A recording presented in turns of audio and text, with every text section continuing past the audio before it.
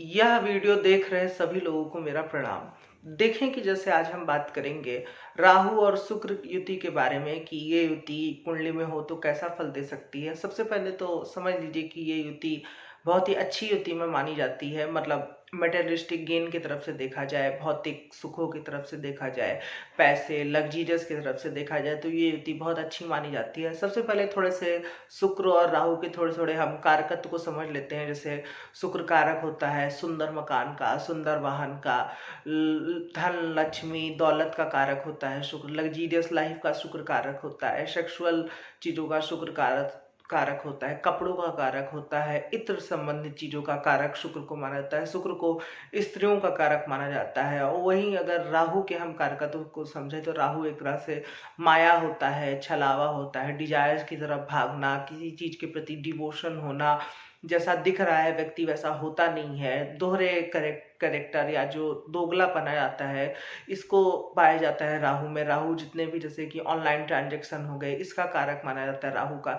तो अब जब इन दोनों ग्रहों की युति होगी तो आप समझ सकते हैं कि भौतिक जगत के लिए ये युति कितनी ज्यादा लाभदायक होगी। जिनका भी जैसे शुक्र और राहु युति है उनको जैसे एक बात का और विशेष ध्यान रखना चाहिए कि जैसे कि ऐसे लोग अपने दिमाग से काम नहीं लेते हैं। मतलब जैसे कि इनके जो मन में आया वो करते हैं। तो आपको कोई अपना गुरु बना लेना चाहिए या कोई ज्ञानी व्यक्ति है, बुद्धिजीवी व्यक्ति है तो उसकी सलाह से आप काम करें। किसी ऐसे बंधन में ना फंसे। मतलब इनके साथ कई बार ऐसा भी होता है कि इनका नेचर इतना अच्छा होता है लेकिन ये किसी ना किसी जैसे कि कोई चीज पे साइन कर दिया, किसी चीज को लंबे समय तक ले लिए, या जैसे कि किसी जैसे कि फिल्मी चक्कर में पड़ के या खूब हसीन सपने देख करके ये घर बार छोड़ दिए। जैसे कुछ लोग होते नहीं, मुंबई निकल गए फिल्मी स्टार बनने के लिए या ऐसे कुछ चीजें। तो उसको आप जैसे कि एकदम ऐसे हवा हवाई चीजें ना करें। किसी की अपने घर में कोई बड़ा है या कोई आपका मित्र है जो बुद्धि है जिसके पास, उसकी आप सुने, अपनी वाली ना करें। क्योंकि ये जैसे कि सुंदरता होना व्यक्ति को बहुत ज्यादा बुद्धिमान होगा इसका कोई प्रमाण नहीं है। तो आप बहुत ज्यादा सुंदर हो सकते हैं, आपकी पर्सनालिटी चार्मिंग हो सकती है, लेकिन कई बार लोग आपके इस व्यवहार का दुरुपयोग करते हैं या आपको किसी बंधन में बंधना पड़ता है। ये भी देखा गया है। बंधन इन द सेंस की जैसे कि कुछ जैसे छोटे बच्चे होते हैं जिनके साथ कुछ गलत चीजें हो जाती हैं, ये भी देखा गया है यदि ये युति हो। क्योंकि सुंदरता ही होती है जिसके लोग आकर्षित होते हैं, उसके बाद फिर वो अपराध और धीरे धीरे चीजें बढ़ती जाती हैं। तो अपने ऊपर आप किसी को बहुत ज्यादा कंट्रोल ना दीजिए। या किसी भी अगर आपको बंधन को आप देख रहे हैं कि आप किसी चीज में फंसते जा रहे हैं तो उससे निकलने के लिए आप किसी अपने मित्र को, कोई दोस्त यार को, आप दोस्त जैसे कि वैसे बनाए, जैसे कि कहने का अर्थ है कि अपनी सेम पर्सनालिटी के किसी दोस्त को दोस्त ना बनाए। जैसे कि मान लीजिए जैसे आपकी शुक्र राहु होती है तो आपका दोस्त थोड़ा सा गुरु वाला हो तो वो थोड़ा सा आपको बैलेंस रखेगा। गुरु इन द सेंस कि उसके अंदर ज्ञान हो, वो मतलब व्यवहारिक समझ हो, वो आपको सही रास्ता दिखाएगा।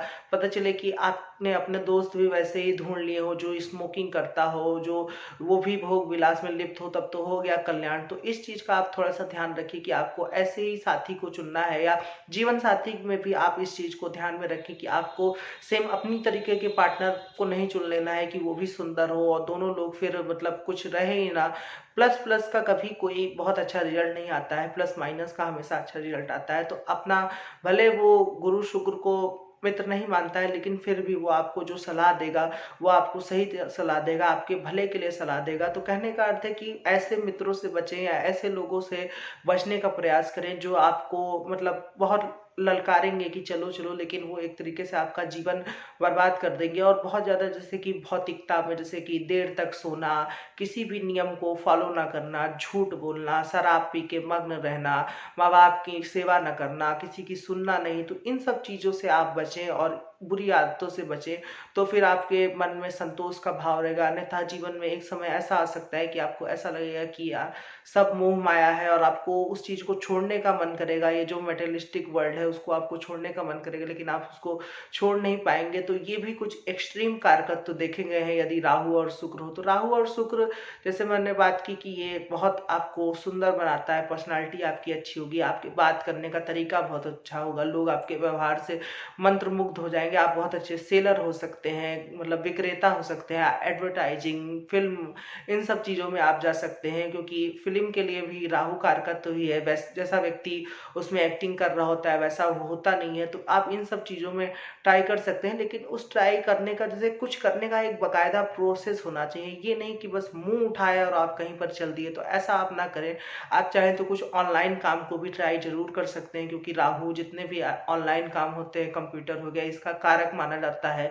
सिंगिंग हो गया, गाना बजाना, जितने भी कला संबंधित कार्य है, इसमें आप अच्छा कर सकते हैं। इस युति का जो ड्रॉबैक है वो ये है कि जैसे कि व्यक्ति स्पिरिचुअलिटी से थोड़ा सा कट जाता है, यानी कि आध्यात्मिक जीवन उसका थोड़ा सा उतना अच्छा नहीं होता है। वो ईश्वर, एथिक्स, इन सब चीज़ों से थोड़ा सा कटा हुआ रहता है। तो इस चीज़ को यदि व्यक्ति थोड़ा सा ध्यान रखे तो ये युति उसे बहुत अच्छा फल दे सकती है। अब देखें कि किन भावों में युति बहुत अच्छा फल देती है, तो ये युति लग्न में बहुत अच्छा फल देती है। लग्न में ये युति हो तो ऐसे व्यक्ति की पर्सनालिटी बहुत चार्मिंग होती है, ऐसा व्यक्ति बहुत ज़्यादा आकर्षक होता है, अपनी बातों से लोगों को मोह लेने वाला होता है, मतलब लोग इसकी तरफ खींचे चले जाएंगे, इसका काम डेफिनेटली बनेगा।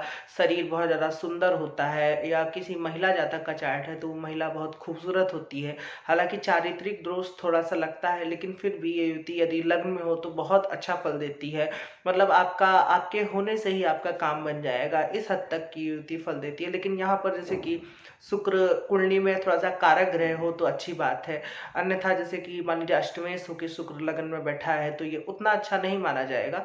तो इस चीज को देख लें। हालांकि शुक्र के कुछ लग्न में शुक्र स्वयं का ही अष्टमेश बनता है, लेकिन लग्नेश यदि शुक्र जैसे कि अपनी राशि में है या फिर उच्च राशि में है और शुक्र राहु की युति है तो ये युति अच्छा फल देने वाली है। उसी तरीके से दूसरे भाव में ये युति अच्छा फल देती है। ऐसे व्यक्ति का चेहरा, मुख बहुत सुंदर होता है, बोल वाणी बहुत ही सौम्य वाणी होती है। ऐसे लोग अच्छे गायक हो सकते हैं जो गाना गाते हैं, बहुत सुरीली आवाज जिनकी होती है। उनमें दूसरे भाव में शुक्र और राहु का योग अच्छा फल देता है। हालांकि मतलब शुक्र राहु का योग आपको बहुत ज्यादा किसी चीज की लत भी देता है, जैसे कि कोई जुआ, शराब की लत, स्मोकिंग करना, इस चीज को भी बढ़ावा देता है। स्त्रियों की लत या स्त्रियों के प्रति, या अगर आप स्त्री जातक है तो आपको पुरुषों के प्रति बहुत ज्यादा काम इच्छा होना, इस चीज को भी प्रदर्शित करता है। तीसरे भाव में शुक्र और राहु, मतलब राहु के लिए तो फिर भी तीसरा भाव ठीक है, लेकिन शुक्र का साहस के भाव में कोई बहुत ज्यादा अच्छा फल देते हुए नहीं देखा गया है। उसी तरीके से चौथे भाव में माता की स्थिति में थोड़ा सा ये कमी करता है, लेकिन फिर भी मतलब माता से व्यवहार में कुछ कमी को प्रदर्शित करता है। लेकिन चौथे भाव में शुक्र बहुत अच्छा फल देता है। राहु चौथे भाव में उतना अच्छा नहीं होता है, ये बताया गया है। तो यहाँ पर यदि शुक्र और राहु चौथे भाव में होगा तो आपका बहुत लग्जीरियस घर होगा, अच्छी गाड़ियां होंगी, बड़ी बड़ी गाड़ियां होंगी आपके पास, ये पाया जाता है। पांचवें भाव में ये युति हो तो ऐसे लोग के कई प्रेम संबंध होते हैं, ये पाया जाता है।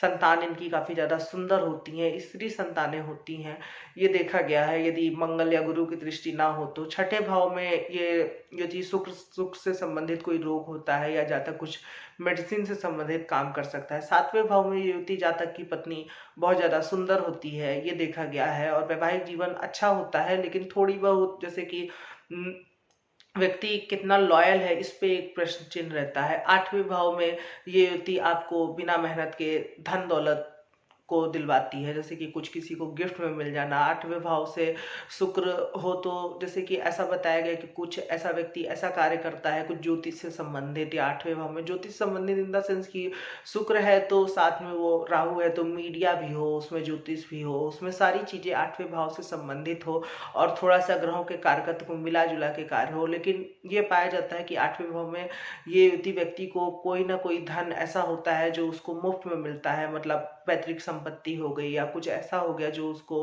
अन्यासी, जैसे लोग उसको गिफ्ट में कर देते हैं या कुछ होता कंट्रीब्यूट कर देना, तो इस चीज को भी देखा गया है। दसम भाव में ये युति बहुत ज्यादा पॉपुलरिटी बताती है। नवम भाव में ये युति कोई विशेष फल नहीं देती है व्यक्ति को, मतलब वो शुक्र जैसा ग्रह और राहु जैसे ग्रह धार्मिक भाव में उतना कोई विशेष फल देते हुए नहीं देखे गए। हाँ, व्यक्ति यदि चाहे तो वो धर्म कर्म संबंधित कोई कार्य कर सकता है तो उसमें उसको लाभ मिल सकता है। 11वें भाव में ये युति बहुत अच्छा फल देती है, व्यक्ति स्त्रियों से लाभ प्राप्त करता है या फिर जितने भी जैसे कि पॉपुलरिटी गेन करना या कुछ ऑनलाइन काम करना। 10वें भाव में भी ये युति किसी बड़े व्यापारी व्यापार को संदर्भित करती है यदि चार्ट में बुध बुध अच्छा हो तो। और इसी तरीके से 12वें भाव में ये युति भोग विलास की तरफ थोड़ा सा बढ़ावा देती है कि व्यक्ति बहुत ज्यादा भोगी हो जाता है, फॉरेन जाता है, कई ढेर सारी यात्राएं करता है। लेकिन यहाँ पर राशि की अपनी महत्ता है, ऐसा नहीं है कि सिर्फ इस युति के होने से व्यक्ति के चरित्र पे इतने सारे प्रश्न लग जाते हैं। यहाँ पे जैसे कि राशि धनु हो गई, मकर हो गया, कुंभ हो गया, तो इनमें यदि हो तो ये दोनों ग्रह उतना ज्यादा मतलब नियंत्रण से बाहर नहीं जाते हैं।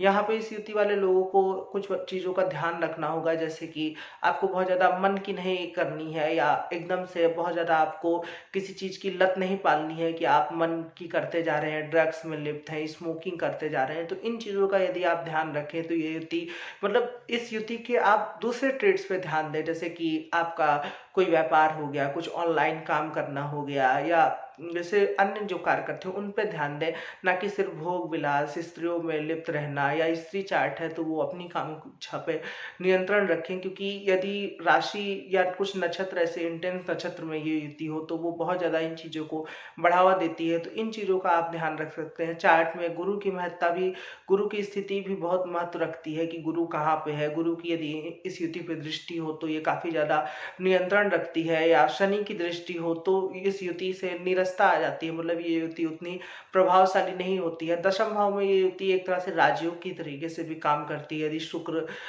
नवमेश हो या पंचमेश हो। लेकिन सबसे अच्छा प्रभाव लग्न में होता है, दशम में होता है, पंचम चतुर्थ में भी इस युति का बहुत अच्छा प्रभाव देखा गया है। तो आशा करता हूँ कि आपको ये वीडियो अच्छा लगा होगा। यदि अच्छा लगा है तो आप मेरे वीडियो को लाइक कर सकते हैं, मेरे चैनल को जरूर से सब्सक्राइब करें। आज के लिए इतना ही रखते हैं, धन्यवाद।